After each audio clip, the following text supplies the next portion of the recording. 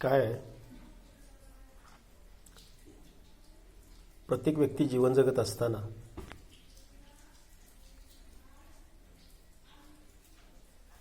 जन्माला येण्या अगोदर त्याच्यामध्ये प्रत्येक प्रकारचा गुण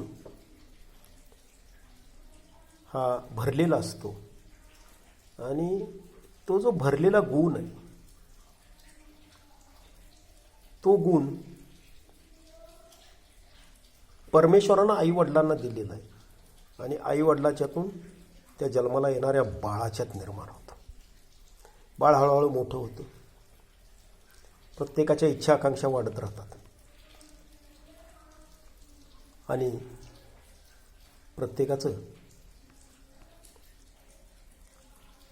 पुढं भविष्यातील आर्थिक सुबत्तेचं क्षेत्र हे वेगवेगळं असतं.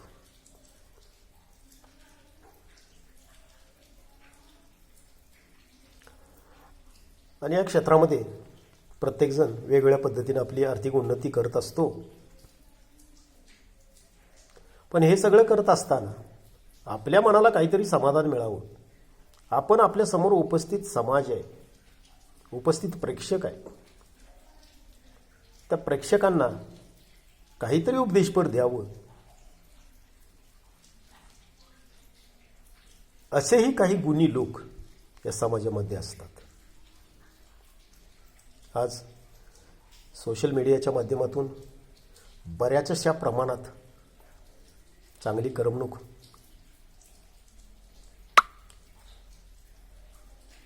व्यक्तींची, समाजाची, समाजातील प्रत्येक घटकाची होत असते. आणि हे होत असताना त्याच्यामध्ये जे चांगलं आहे तेवढंच आपण घ्यायचं, बाकीचं सोडून द्यायचं, असं मी म्हणतो. माझं वैयक्तिक मत आहे.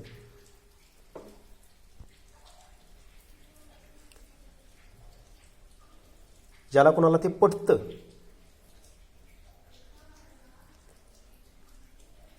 त्यांनी ते आत्मसात करावं. ज्यांना पटत नाही त्यांनी तिथंच सोडून द्यावं. बसताक्षणी वाटलं मनाला कवी वेड्या माणसाची म्हणावी थोडीशी कविता. लक्षात घ्या, प्रत्येक व्यक्तीला गुरु हा असतो आणि गुरु असताना गुरु सगळंच दुसऱ्याला सांगत नाही आणि सगळंच तो दुसऱ्याला सांगत नसतो. एखादा हातच्या आपल्याकडे ठेवत असतो. म्हणूनच गुरुने घडवलेले शिष्य गुरुपेक्षा कुठंतरी कमी असतात.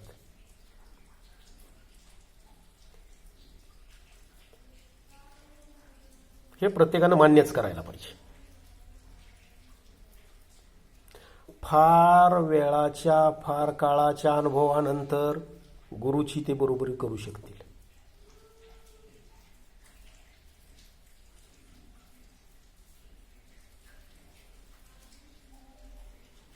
त्यावेळेला आपण म्हणू, होय, मी माझ्या गुरुसारखाच तयार झालो.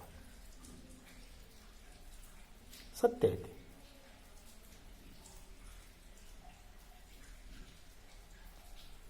म्हणून मी किंवा ज्या पद्धतीनं गुरु वागतो त्या पद्धतीनं आपण सगळंच काही कुणाला आपल्या मनातलं सांगायचं नसतं. बघा, या कवितेचं नाव आहे सांगायचं सगळं कधीच नसतं. काय? सांगायचं सगळं कधीच नसतं. सांगायचं सगळं कधीच नसतं. थोडं खरं, थोडं दडवायचं असतं. सांगायचं सगळं कधीच नसतं. थोडं खरं, थोडं दडवायचं असतं. डोळ्यातल्या भावनांचं वाचन, डोळ्यातल्या भावनांचं वाचन सगळ्यांना जमत नसतं. सगळ्यांनाच जमत नसतं. म्हणूनच सांगायचं सगळं कधीच नसतं. सांगायचं सगळं कधीच नसतं. म्हणूनच मनाचा दरवाजा सगळ्यांच्यासाठी उघडायचा नसतो. म्हणूनच मनाचा दरवाजा सगळ्यांच्यासाठी उघडायचा नसतो. कुणाला किती आणि काय सांगायचं, कुणाला किती आणि काय सांगायचं हे ठरवणं आपल्याच हातात असतं. हे ठरवणं आपल्याच हातात असतं. म्हणूनच सांगायचं सगळं कधीच नसतं. सांगायचं कधी सगळं नसतं.